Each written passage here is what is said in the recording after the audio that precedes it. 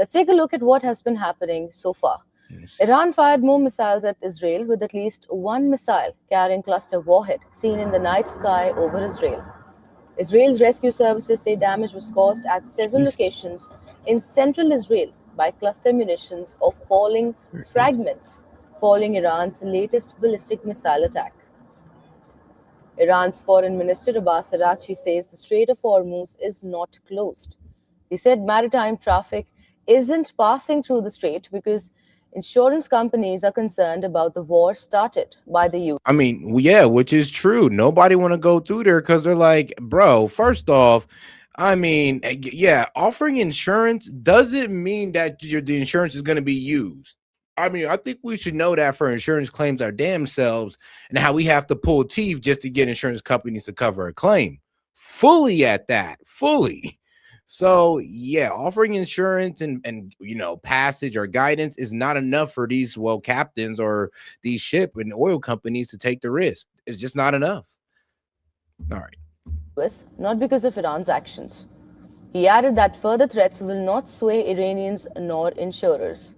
Well, this comes after President Trump threatened to target Iranian power plants if the Strait of Hormuz is not reopened within 48 hours. Iran's Revolutionary Guard say they will completely close the Strait of Hormuz if US President acts on threats to target power plants.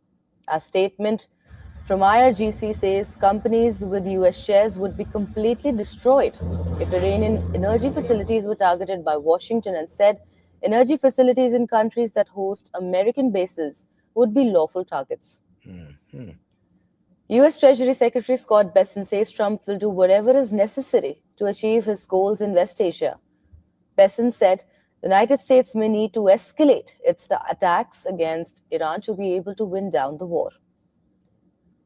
Israeli military spokesman Brigadier General said the country faces weeks more fighting against both Iran and Hezbollah in a televised briefing. The spokesman added that authorities are examining how air defense systems failed to intercept incoming Iranian missiles during Saturday's attacks. Israel will expand its ground operations in Lebanon against Iran-backed militant group Hezbollah, warning that the offensive has just only begun. Israeli forces earlier destroyed bridges allegedly used by Hezbollah to cross the Litani River. Lebanese President Jose... And used by civilians as well, but I mean, F them. They've already displaced about over 1 million civilians in Lebanon. We're talking about Israel, and it's kind of funny how they popped this off at the same time they dragged us into, this Iran war.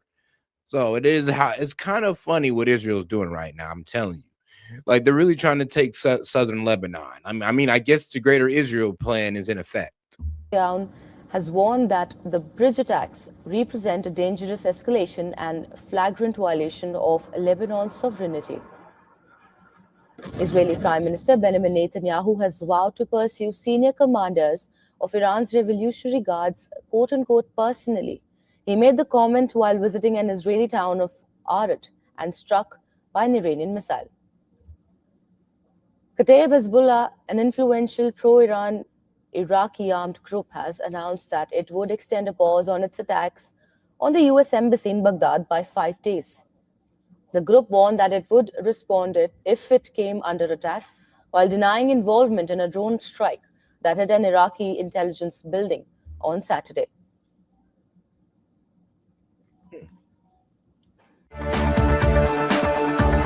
All right, man, let's go ahead and hear from, I think it was Iran's Navy official. Let's see here. My bad. What was it? An IRGC spokesman, yes. Spokesman for the Islamic Revolutionary Guard Corps. Iran's military has threatened to completely shut down the strategic Strait of Hormuz if US president acts on threats to target the country's power plants. Listen in.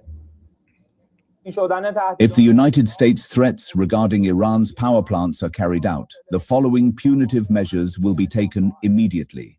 1. Oh, hold on, guys. Make sure y'all go ahead and like the video, guys. Let's go ahead and beat the shadow ban by liking the video. So go ahead and double tap that screen, or go ahead and hit that like button, depending on how you're watching the video. And if you have any questions, comments, jokes, or disagreements, I'll be happy to read it out loud. Just go ahead and super chat it in, or if you're on Facebook and watching, you can go ahead and Venmo it in. The Strait of Hormuz will be completely closed. and it will not be reopened until our destroyed power plants are rebuilt. 2. All power plants, energy, and information and communications technology, ICT, infrastructure of the Zionist regime will be widely targeted. 3. All similar companies in the region that have American shareholders will be completely destroyed. 4. The power plants of the countries in the region that host American bases will be our legitimate targets. This is in addition to its threat of striking desalination infrastructure across West Asia if its power infrastructure is hit. Hussein Karmanpour, Iran's health ministry spokesperson, has warned of humanitarian catastrophe from strikes on power and water systems. He compared it to the atomic bombings of Hiroshima and Nagasaki. As Trump's 48-hour deadline looms, Iranian Foreign Minister Abbas Araghchi has said his country would not be swayed by more threats, while adding that the strait is not closed. In a post on X, he said, and I'm quoting him here, "Ships hesitate because insurers fear the war of choice you initiated and not Iran." 20% of the world's crude oil and liquefied natural gas normally passes through Hormuz, but traffic through the vital strait has been brought to a near standstill since the start of the war. In recent days, Iran has allowed some vessels from countries it considers friendly to pass, while warning it would block ships from countries it says have joined the aggression against it. Iran's parliament is mulling imposing tolls on shipping through the strait. Parliament Speaker Mohammad Baghir Ghalibaf said maritime traffic would not return to its pre-war status. Amid this, Iranians in the capital Tehran staged a pro-government rally on Sunday. Many waved Iranian flags and other held images of new leader Mujtaba Khomeini. The war is now in its fourth week, with Israel and the US continuing strikes on Iran. In the late Iranians in the capital Tehran staged a pro-government rally on Sunday. Many waved Iranian flags and other held images of new leader Mujtaba Khomeini. Okay. The war is now in its I'm sorry, but that picture looked like they're mourning him. fourth week, with Israel and the US continuing strikes on Iran. Yeah, he could be In the dead. latest, the Israeli army has said it has launched large-scale waves of strikes in Tehran. Blasts were heard in the Iranian capital. Earlier, the US Central Command released new videos showing strikes on various military targets in Iran. In a post on X, CENTCOM said the US forces continue to eliminate the Iranian regime's one-way attack drone capabilities. This, as Trump's Treasury Secretary says, the US may escalate its attack against Iran to be able to wind down the war. I think he said he could wind the war down at any time he wants. And Kristen, this is the only language the Iranians understand. Iran also continues its retaliatory strikes. At least one Iranian missile-carrying cluster warhead was seen in the night sky over Jerusalem and the occupied West Bank and Israel after midnight on Monday. It is yet to be confirmed whether it was more than one missile that was spotted, with smaller bombs spreading out. Israel has warned its citizens to expect weeks more fighting against Iran. UAE, Saudi Arabia and Bahrain also reported interception of Iranian drones.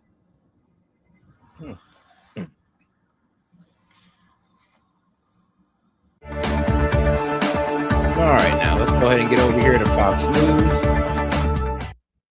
Our ultimatum the clock is ticking on President Trump's 48-hour ultimatum he issued to Iran, warning last night that the U.S. will strike its power plants if the Strait of Hormuz is not reopened.